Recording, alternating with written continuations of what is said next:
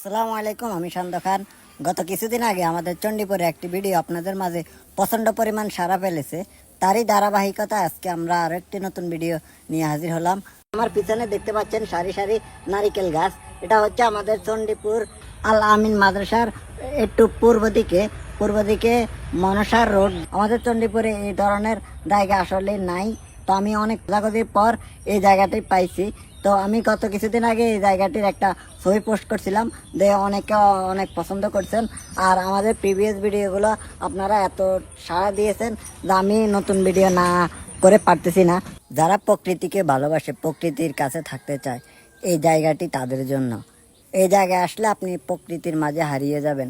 এখানে প্রচণ্ড পরিমাণ বাতাস বহে এবং সন্ধ্যা হলে পাখির কিচিরমিচির ডাকে মনটা জুড়িয়ে যায়। তো আমি এখন নারিকেল গাছের সাথে দালান দিয়ে বসে আছি। নারিকেল গাছ যদি কারো দেখার ইচ্ছে হয় এখানে আসলে দেখতে পাবেন, অনেক সুন্দর। আমার পিছনে দেখতে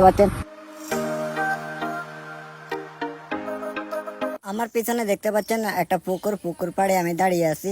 পুকুরের চারিপাশে নারিকেল গাছ দিয়ে সাজানো হয়েছে পুকুরটাকে।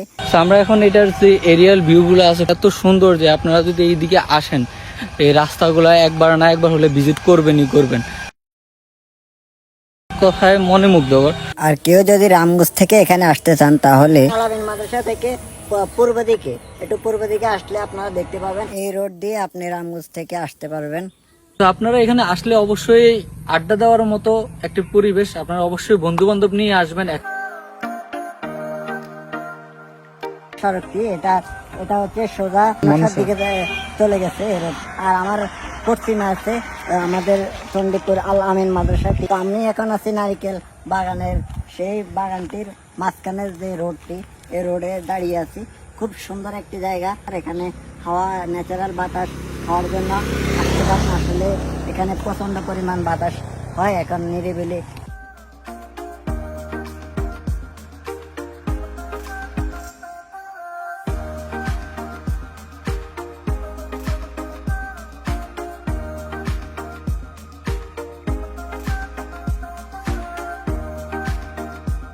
আমাদের আজকের ভিডিও এই পর্যন্ত। ভিডিওটি অবশ্যই আপনি একটি শেয়ার করে দিতে পারেন। ধন্যবাদ।